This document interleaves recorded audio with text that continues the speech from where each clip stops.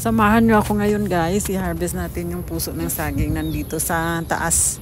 Kukunin ko ito dahil ilagay natin sa may bangus para masarap yung pag-aulam ko mamayang tanghali. So samahan nyo ako guys, pakita ko sa inyo kung gaano kaganda yung aking saging.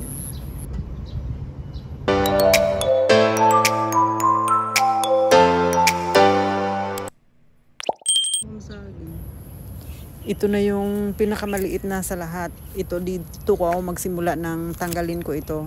Hanggang sa baba na yan, ito yung puso ng saging. So gamitan ko lang siya ng cutter para makuha ko yung pinaka puso.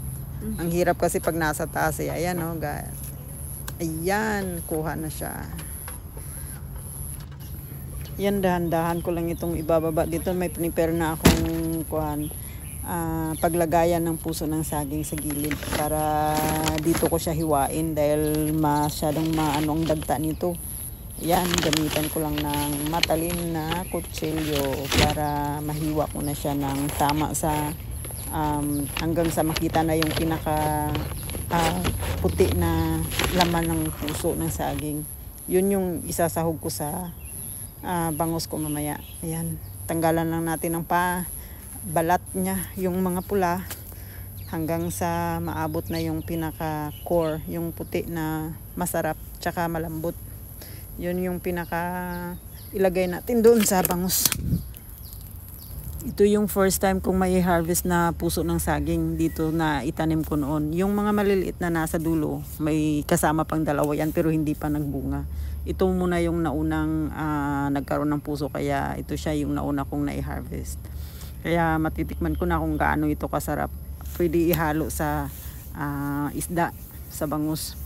Ang sarap nito, lutong Ilonggo ito. Kaya matikman ko na yung pagkaluto nitong galing na napitas ko na puso sa aking garden.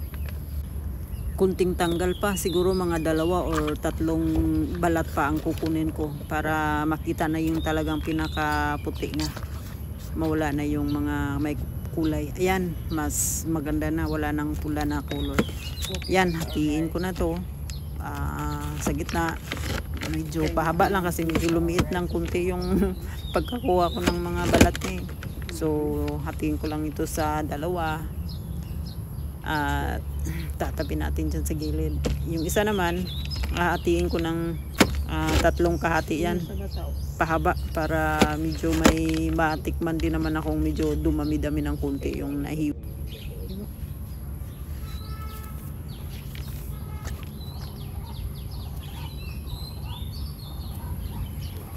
Yun na guys, meron akong na-prepare na tubig at saka may asin. Doon ko ibabad itong naihiwa ko na puso ng saging para hindi siya mangitim. Yan, ilublob lang ng kunti sa tubig na may asin para mawala yung itim na dagta na nakadikit. Ayan, nang muna nakababad yan siya dyan. Ayan, himasi-masi lang ng kunti para medyo mag-swimming siya dyan sa loob. Meron naman akong nakahiwang sibuyas, tsaka batuan, at tsaka pinitpit na luya, at tsaka yung hiniwa na isang kalahating kilo na bangus. So isang piraso lang yan, tsaka yung nakababad na nahiwa na puso ng saging. So ayan guys, umpisahan na natin. Yan, naglagay lang ako ng isang litro at kalahati na tubig dyan, tsaka pinakulo ko ng konti bago ko nilagay yung luya at tsaka yung sibuyas, pati na yung batuan. Nilagay ko na sa loob, hinayaan ko lang muna sila dyan na kumulo ng konti, tsaka isang kalahating kutsaritang asin.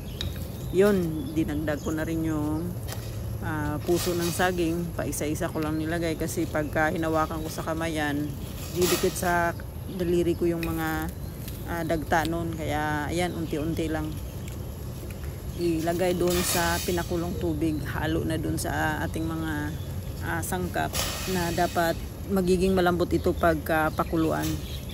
So ayan, tatakpan ko lang ng kunti yan, pakuluin hanggang sa lumambot na yung aking hiniwa na puso ng saging. Ayan guys, tatakpan naman na natin, pakuluin ng hanggang 10 minuto to 15 minutes. Ayun, pagkalipas ng 10 minuto, Ayan, chinek ko na yan kung gaano nakalambot yung aking pinakulo dyan na puso ng saging. So, tingnan lang natin kung malambot na.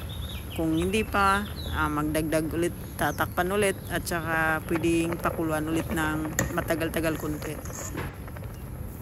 Tikpan lang yung sabaw natin kung medyo okay na sa panlasa, pero kung hindi, pwede pa nating dagdagan at ma-adjust natin. Ayan, pwede na nating ilagay yung hiniwang isda dyan sa loob. Halo na natin kahit medyo malambot na yung puso ng saging. Ayun, kaya dahan-dahan ko nang inuhulog doon sa loob. Biglang nagkakulay gatas na yung sabaw ng ating niluluto ng pagkababa ng bangus doon sa kasama sa puso ng saging. Tatakpan ko ulit ito guys para hayaan na kumulo siya ng mga siguro 5 minuto hanggang sa tuluyan ng maluto yung ating bangus. Ayun, so pagkalipas ng 5 minuto, ayan na yung nakita na kulay gatas na ang sabaw ng bangus. Ayan, tikman ko na yung pinaka-last na kung ano na ang lasa ng ating niluluto na bangus. Makikita na ninyo yung manti-mantika.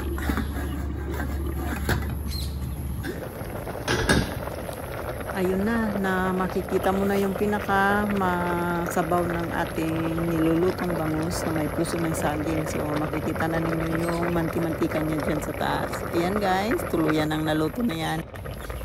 Ayun na, pwede na nating ilipat dito sa isang lagayan. Kaya sa mga gustong magluto ng ganito, ayan guys, ayan, lutong Ilonggo ito. Kaya sa may gustong mag-try, subukan nyo para masarap din sa panlasa ninyo.